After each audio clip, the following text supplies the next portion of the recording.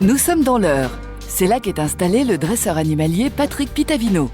Depuis 20 ans, ces animaux sont de toutes les grandes aventures cinématographiques. Bon, je vais l'envoyer là. C'est bien. Allez, tu vas à ta place. À ta place. Oui, mets les pattes. Mets les pattes. Très bien. Très bien. Aujourd'hui, il entraîne Nouchka, une jeune border terrier qui jouera dans le prochain film de Sam Kerman. Dresseur de chien pour le cinéma, ça a plusieurs évolutions. Il y a la partie dressage, qui pour moi fait partie de 50% du métier. Et ensuite, la partie connaissance du cinéma.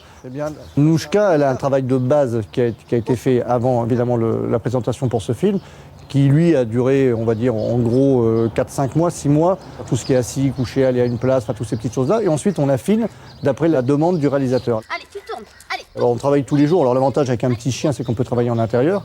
C'est surtout tous les jours très peu.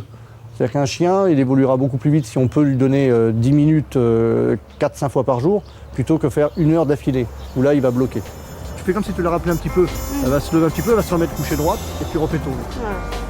C'est bien. Pour ce film-là, on a des exercices de mise en place, c'est-à-dire qu'elle aille sur un acteur, enfin, qu'elle se mette en contact. Et un exercice un petit peu différent, c'est les roulades. Donc, il faut qu'on lui apprenne à se mettre en position couchée, puis tourner sur elle-même. Tourne. Allez, tu tournes. Voilà, tourne. Voilà, c'est bien. Allez, tu tournes, tu tournes. C'est Voilà, bien, ouais, ma belle. Très bien. Bon, reste là. Voilà, très bien. Tourne. Voilà, très C'est bien. bien, Nouchka. Pendant ce temps, à l'intérieur de la maison, une véritable star de cinéma. Son nom, on y croit. Ça ne s'invente pas. Vous l'avez sans doute reconnu, puisque ce Westie n'est autre qu'Idéfix. Vous avez été 14 millions à le découvrir dans Astérix et Cléopâtre d'Alain Chabat, et bientôt, vous rirez de ces facéties dans le nouveau volet de la saga Astérix aux Jeux Olympiques. Ce matin, on y croit, passe du bon temps avec Enrica, qui elle aussi a joué dans Astérix. Moi j'avais dit que les Gaulois sont invincibles, ils ont une potion magique, on peut pas les battre. En règle générale, tous les chiens qui travaillent au cinéma sont très contents de travailler. C'est-à-dire qu'ils aiment déjà travailler, parce que s'ils n'aiment pas travailler, moi je les utilise pas. Donc c'est une qualité que je préconise au départ. Et ensuite, une fois qu'ils comprennent que sur les plateaux, tout le monde les caresse, les cajole, donc pour eux, c'est vraiment la belle vie. Avec le réalisateur, bien sûr qu'en amont du film, avant de démarrer le film, on a regardé toutes les séquences, plan par plan. Avec Frédéric Forestier et Thomas Langman, je savais exactement ce que j'allais avoir à faire, donc ça nous donne une souplesse sur le plateau. Alors, on n'attend pas Assurance Tourix? Oh, que de petites mines! Il est évident que le chien, quand il doit tourner comme ça de longues semaines avec l'acteur, au niveau toilettage et tout ça, nous on fait tout pour que ce soit agréable pour lui. Il est toiletté pour qu'il soit vraiment nickel. On avait une toiletteuse sur place qui s'en occupait continuellement et le chien était pomponné au possible pour le tournage. Allez les chiens, vous êtes beaux. Direction le plateau, moteur. Dans le tournage d'Astérix, il y a eu des séquences plus ou moins compliquées, et une où le caniche, qui est donc le chien de la princesse, est sur un balcon, met les pattes sur l'estrade du balcon, et aboie en regardant le petit chien qui lui est tout en bas, il est fixe, et se parlent tous les deux. Le balcon était à 6 mètres de hauteur. Donc il a fallu le faire par palier. C'est-à-dire qu'au départ, on l'a fait aboyer en face de moi, puis ensuite j'étais à peu près une dizaine de mètres du balcon. Donc le chien, il voyait bien que j'étais au bout, mais il se demandait un peu. Donc il y a eu beaucoup de travail là-dessus. Et c'est un plan qui passera complètement anodin quand on regardera le film, mais qui a demandé beaucoup de travail pour que le caniche puisse faire ça. Et comme tous les grands acteurs, Idéfix a sa doublure. Ça s'est tourné donc à Alicante au mois de juillet-août, donc il fait assez chaud. Et en préparation du plan, évidemment qu'il y a toute la lumière à mettre au point, les figurants, lorsqu'il y a beaucoup de figurants qui font des répétitions, et tout ça se fait avec des doublures d'acteurs. Donc pour éviter que le petit chien soit trop abîmé en fin de journée, évidemment par la fatigue et par le soleil, on travaille avec une doublure lumière, comme pour les acteurs. Je vais vous appeler la doublure. Isa, viens. Voilà. Allez, viens.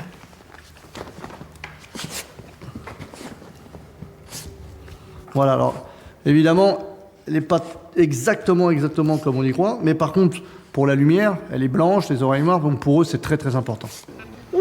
Sur le tournage, Idéfix avait un second papa, Gérard. Gérard Depardieu et Monsieur On y croit se sont très bien entendus. Allez, fixe. Cherche, cherche.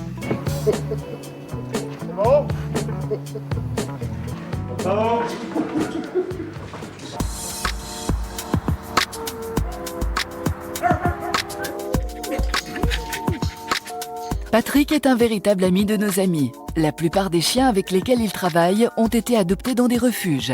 Lui, c'est Elliot, un chien perdu sans collier, adopté il y a 3 ans. Pas bouger.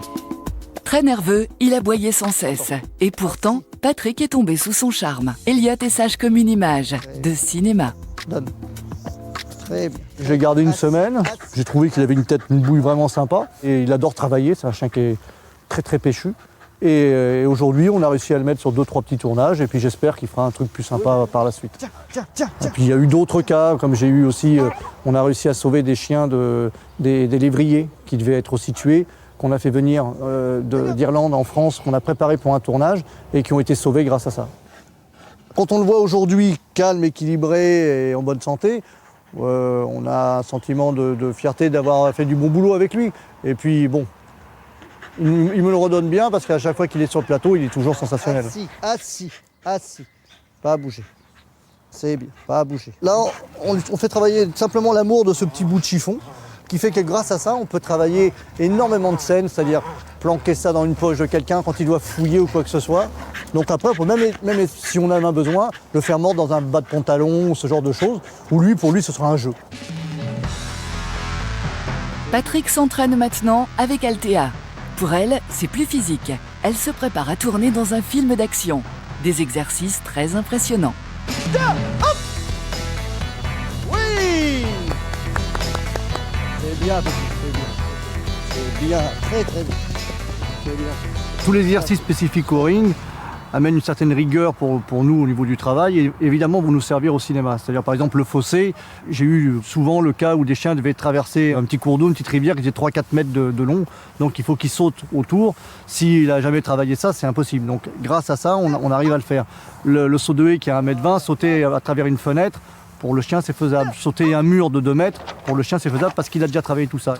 Pour eux c'est toujours un sport, ils sont toujours en train de s'amuser, donc c'est pas un problème. Debout.